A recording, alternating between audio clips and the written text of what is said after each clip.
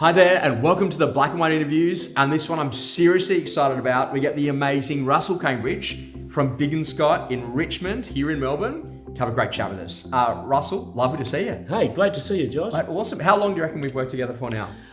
Do you know, I was going to ask you the same question. I'm going to chuck in 15 years. 15 years. Yeah. We've known each other. Let's talk a little about Richmond in Melbourne for people that don't know it. Tell us a little about what type of properties are there, where do prices start, where do they finish? Okay, I would say you can still probably find the odd apartment even under 300. Yeah, I think we sold one recently for 265, but it would have been pretty run down, 70s, 60s block. Maybe no car spot. Up to 4 or 5 million. Yeah. We sold one in Coppin Street last year for 5 million something. So that's the sort of belt range that we have. In High Richmond. density, low density, bit of both? Loads of high density. Yeah, so that's like big buildings, towers. Type Yeah, stuff, towers, high body call for freezer calls, lifts, gyms, that type of thing. Down to some 3-level 70s apartment blocks, and then you've got properties that are on 400 square metres, which it's awesome to get that sort of size so close to the CBD and all the sporting facilities that we have. So you've got other markets like Collingwood, Cremorne. Yeah, so we've got East Melbourne, which we're sort of on the cusp of here. Yeah. We do a tiny bit in Carlton as well. Yeah. Abbotsford, Collingwood are obviously key markets for us. Into West Hawthorn, usually more apartments in Hawthorn than the bigger properties that you try and encourage Edward to jump on. Yeah. And of course, then we've got a little bit of South Yarra and Cremorne as well. So we're that inner circle there just off the CBD. You're massively energetic. Like, I'm going to say your energy is palpable inside of training sessions and how you run the business. You're very focused about a certain number of auctions, a certain number of sales every month inside of your team. Yep. What have you done to drive your team's performance? Because like you've been so consistent as a business and had dominant market share in Richmond for what feels like decades. Yep. Tell us a bit about some of the foundations of what you look for to make that happen. Yeah, look, what I like to do, I like to have a bit of structure around what we do. So we always catch up for an hour on Monday morning, the whole team, and go on a property run, see all the new stock. We might do our own, when there's not a Josh Phehgan training session that we do 10 times a month. So a year. 10 times. Well, it feels like a month. But anyway, so we catch up 10 times a year, Josh, and sometimes that's 12 sessions for myself and Ed if we have to do extra sort of things, and it's never enough as far as I'm concerned. That's brilliant. So we will do our own in-house training on a Tuesday if there's topics or issues that we feel need addressing. Love doing those. And then we have open for inspections on Wednesday, on Thursday, and then Friday we have another catch-up to prepare for the weekend. And the other thing that we do is one of our point of difference in Richmond, we've encouraged Sunday open for inspections as well, because it's a great time to sell your pass-ins from Saturday. It's also a good time to find sellers for properties that they want their mum and dad to have a look at, and rather than make private appointments during the week, get it done on a Sunday. And of course, the database expands with all the sellers that you meet. What's the energy like in Richmond? What's it like as a suburb to live in? What's the type of people that are buying in and living in around that area? Yeah, the type of people moving in there, a young demographic. There are a lot of young couples moving in, wanting to be close to the CBD, but also South Yarra and the wonderful cafes, bars and restaurants that we have in and around Richmond. And of course, the MCG, Amy Park, and the tennis centre is right on the edge of Richmond as well. So it's that lifestyle that we attract. But these young couples end up having children. Yes. They end up wanting to stay in that area. Yeah. And so quite a lot of our transactions are from young couples buying, selling their apartment, moving into the family home. Yeah. And we get empty nesters. They might be living in Warrandyte, Wonga Park, in the outskirts, and want to move in to be close to that lifestyle that they may have missed out at when they were younger. Yeah, so it's really dynamic, isn't it? It's vibrant. The 100%. Cafes, the restaurants, the bars, like the opportunity for lifestyle. Correct. And then literally, you're on the doorstep to be able to run the town and do other things like that as well. So plenty of different locations. Well, walking in my case. And by tracks and walking tracks along the Yarra River on the edge of Collingwood, Abbotsford, and of course Richmond. One of the things that is phenomenal to watch in your business is about longevity of how long people stay. Yep. And like, you've got a really good retention strategy, and I think you call it the Big Five. We're going to talk about that, and that's got nothing to do with South Africa. And then the secondary part is that you're amazing at attracting young people to the industry and growing them to become really good in their job roles, whether or not that be property management or sales orientation, and working inside of some of the bigger teams in your business. Let's talk a bit about that. The Big Five, what was all that about? Okay, well, there's five of us in the Big Five. So that was myself, Julie, Emily, Edward, and Andrew. So we've been together for many, many years. So Andrew and I have worked together I've been 32 years in the business. Andrew's been there, I think this is his 28th year. Edward's into his 21st year. Julie's somewhere around 17, 18 years with us. And Emily's been with us for over 10 years. And these guys sell quality property, loads of property.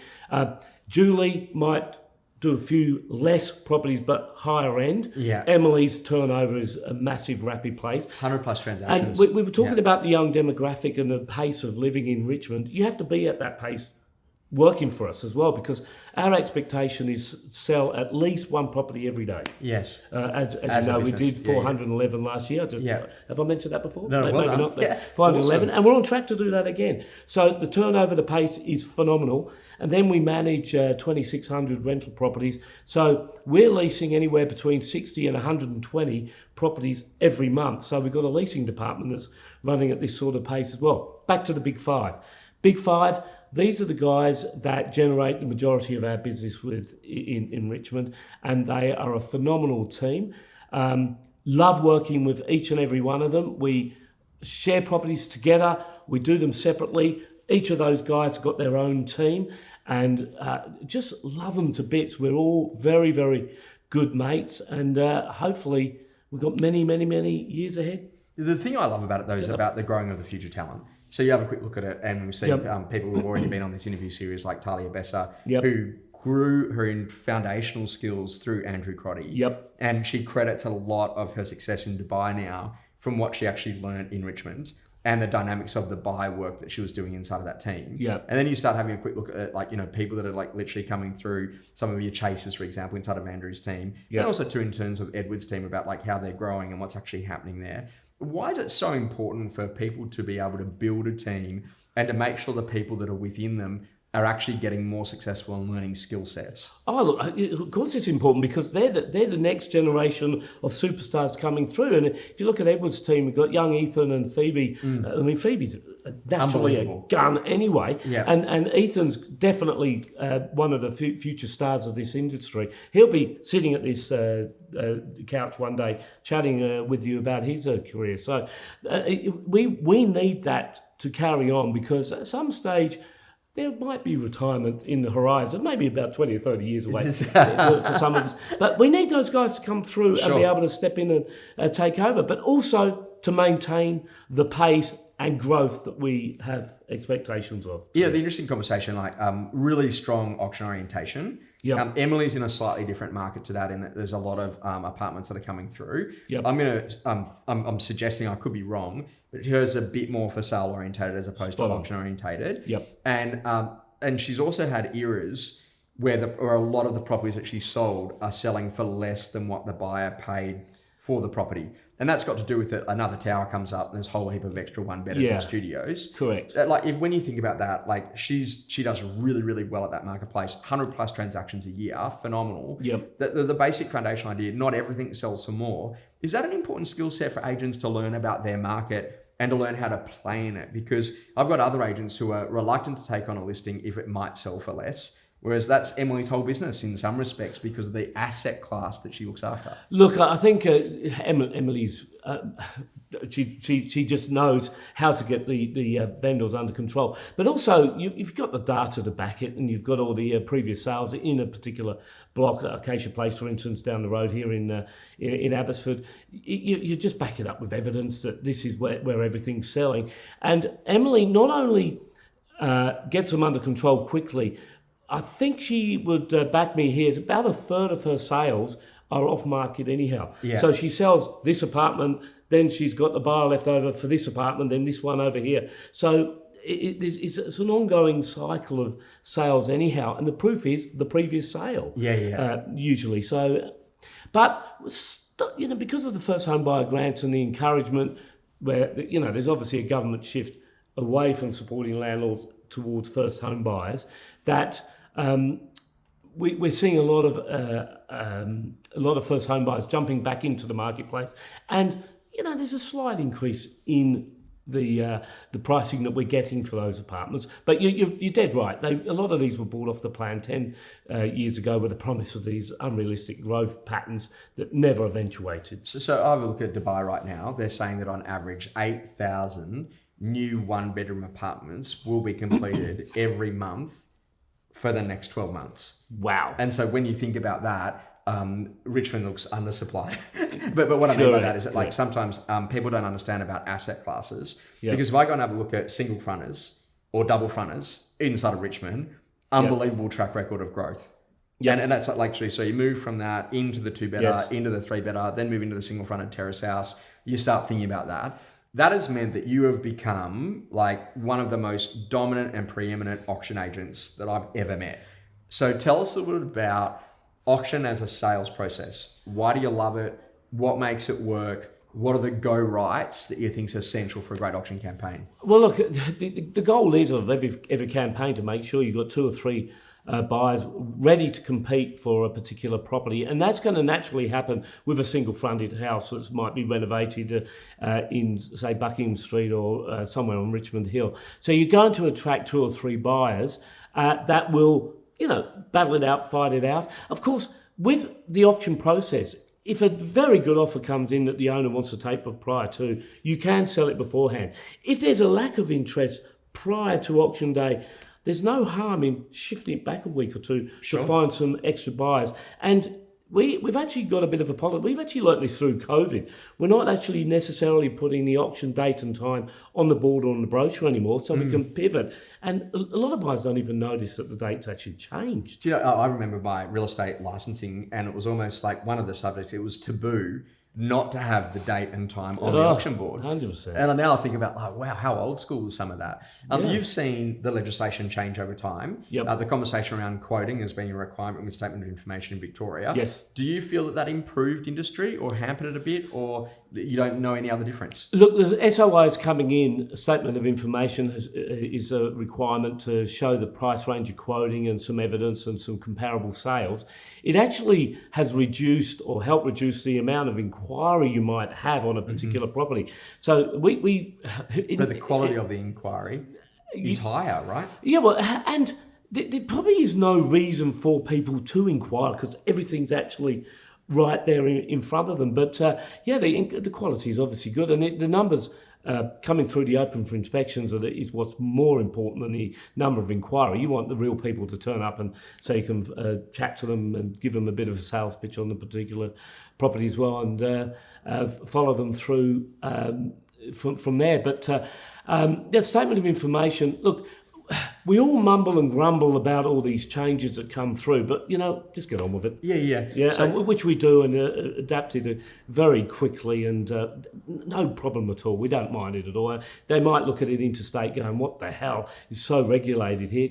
We just get on with it, and we're still selling a property a day. Out of one office, you have a belief of one guiding number out in front that if you've got that, you tend to be pretty happy. And I think that from memory, it's like as long as you got 30 auctions ahead, you know that you got a great business. Yeah, well, it's a number of open for inspections on a weekend. If we drop below 30, 35 on a weekend, I'm starting to worry. Yeah. Because that's below 1 a day for the month, isn't it? So we peak out at 55 open for inspections on a Saturday, and maybe 15 quality homes on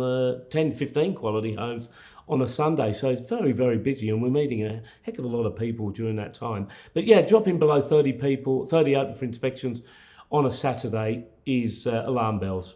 What has allowed you to grow such great young talent? Because when I look at the new people that are coming in, other offices might struggle in recruitment, whereas I go and have a look at you, and every single time there's great new people that are coming through. There's people that are evolving inside of their careers. They're moving through different roles inside of the firm. Like, you seem to have got that really well. What's been your talent attraction strategy? Yeah, look, I think we're known to be a dynamic, fast-moving office. It's exciting to work for.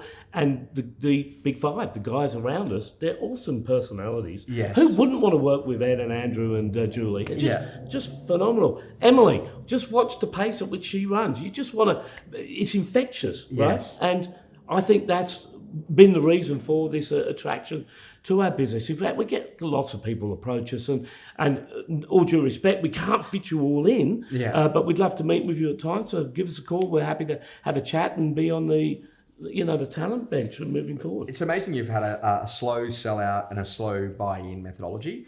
So Chris was in the business for many years as a director.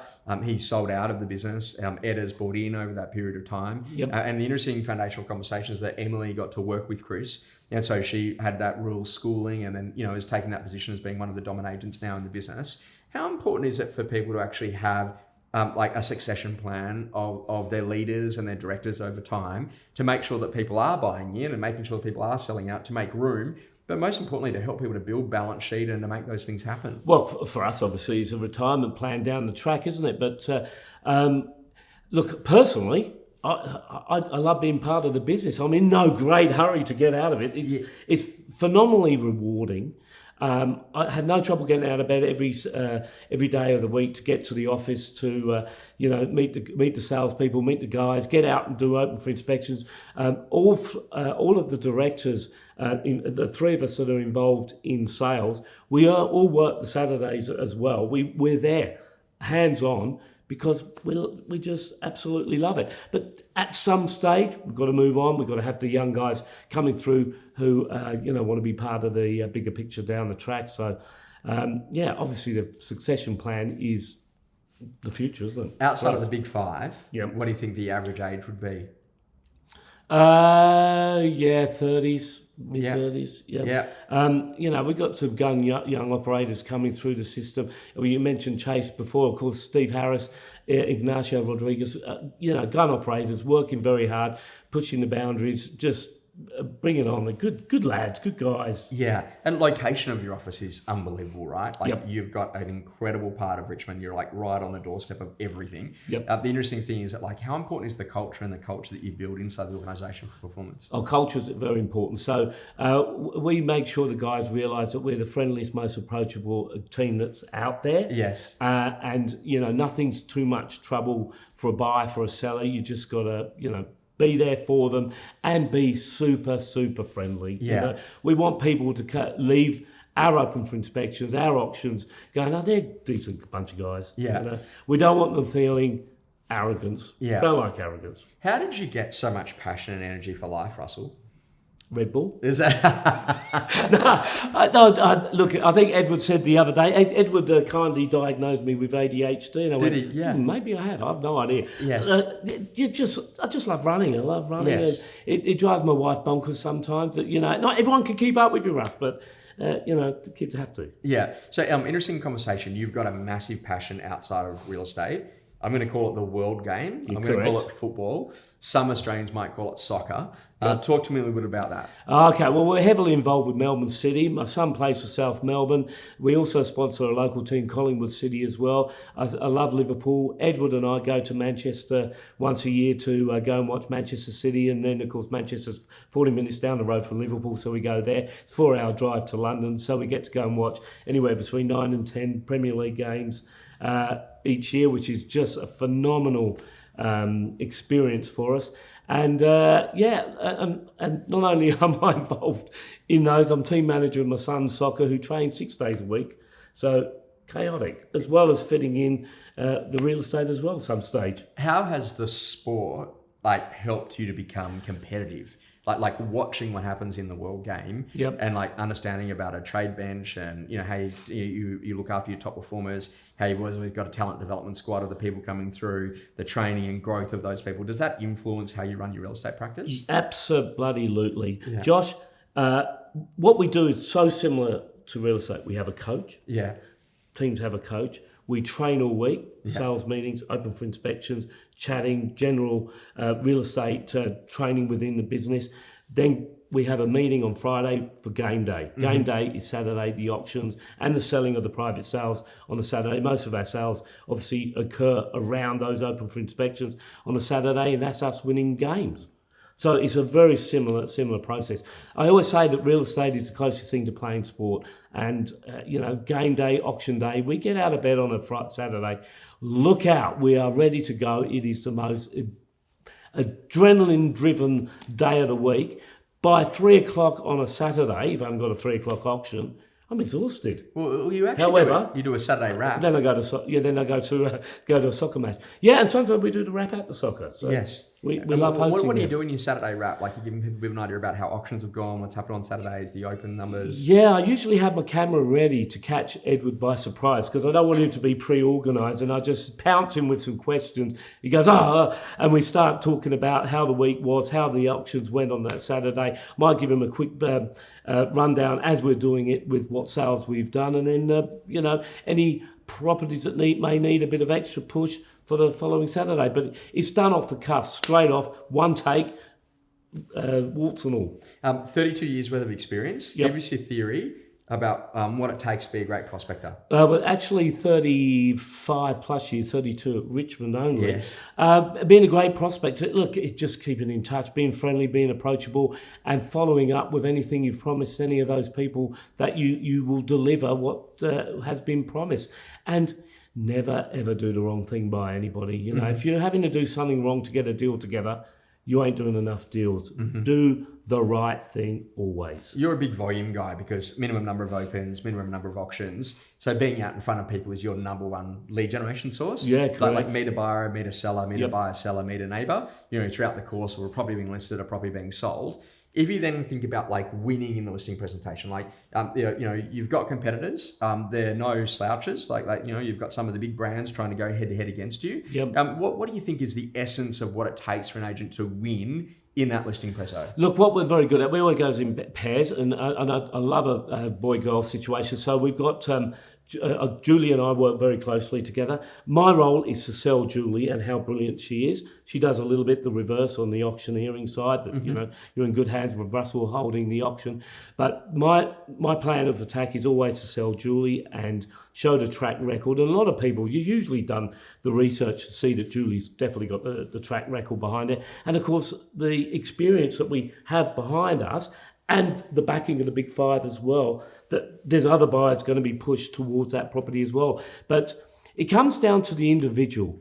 Julie is a legend. Yes. She's magnificent. She's easy to sell. Yes. Edward, easy to sell. Andrew, easy to sell. Emily, super easy to sell. Yeah. So that's the benefit we've got within our business, that these people are known. If you just look up their reviews and their research behind the scenes, you're going to know they know what they're doing. Then you meet them in person and they are genuinely bloody lovely people. Would you say that they've gone all in on being successful in their careers? You can't have a plan B in this gig. Yes. You can have hobbies. You can have your soccer. Yeah. But there's one job, and that is real estate. Yeah. And you live, you breathe it all day, every day. I drive Edward mad.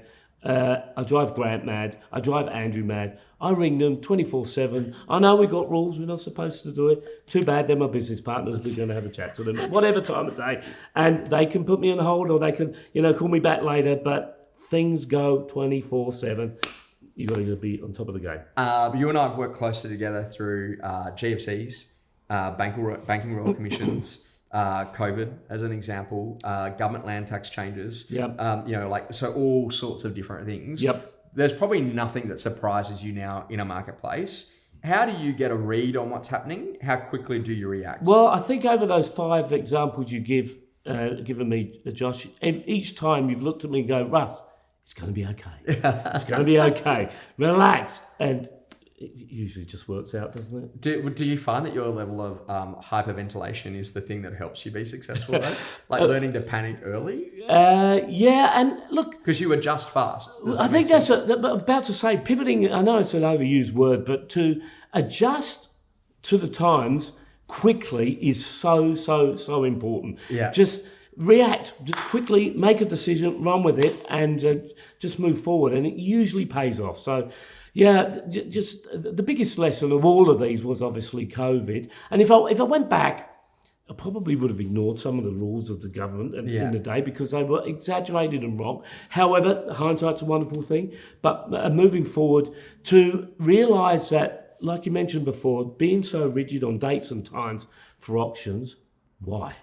You can move. Yeah. One of my mentors, she said to me, the Australian Ballet should get you on. I'm like, why is that? She said, because you've done that many pivots with effortless glide. And it was a nice conversation, but that whole conversation is that externally, the customer doesn't need to know what I'm going through internally. And I always say this to my staff, is it's not up to the customer to know what's going on in your world. So they need to feel the level of customer experience, the level of service, the level of care. And I think that I've done a few late night calls, a few early morning, catch ups on a Zoom, when needed.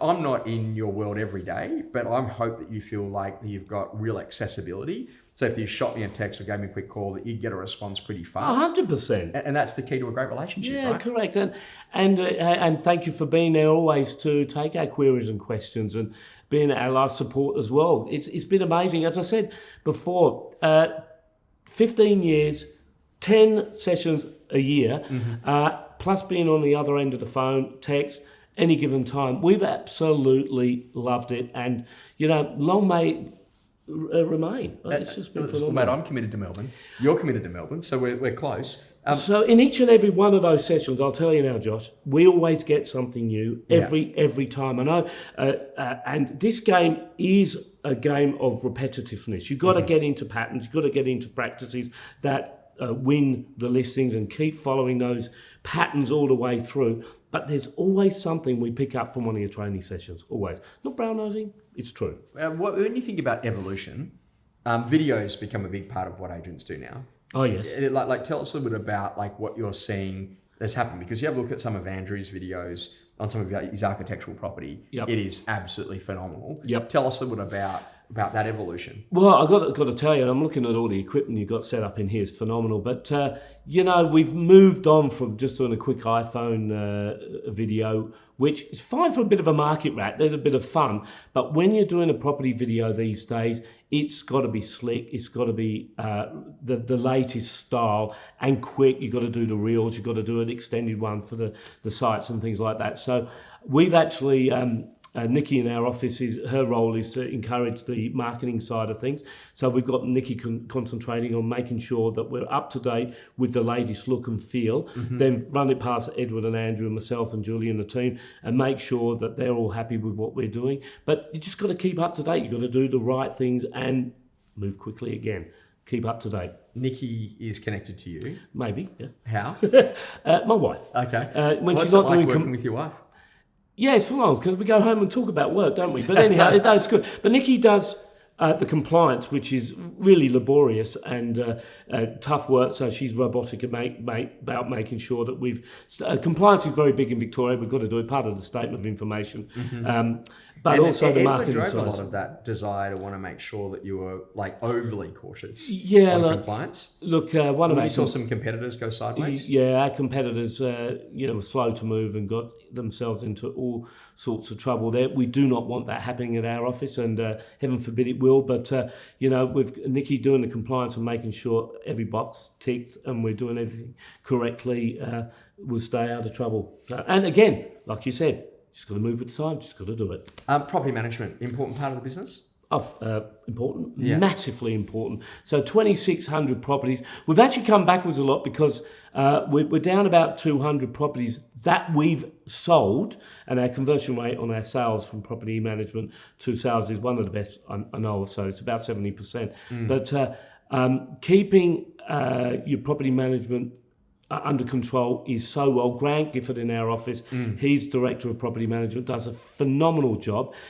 We've got something like 30-odd property managers and leasing teams, BDMs, running that department, and of course administration as well, doing the trust accounting and all that type of thing. So it's a massive part of our business, and we've been able to maintain a superb rent roll. I'm telling you, we're down 200 properties, but the return on the business is up. Is up because the rents accordingly, because of government policy, landlords have been leaving the market, but the ones that left in the marketplace were able to demand higher rents. even though their cost factors has gone through the roof with, again, other compliance and rental properties in and around Victoria. But it's still very, very profitable part of the business. And with 200 properties down, it's generating more revenue than it did before.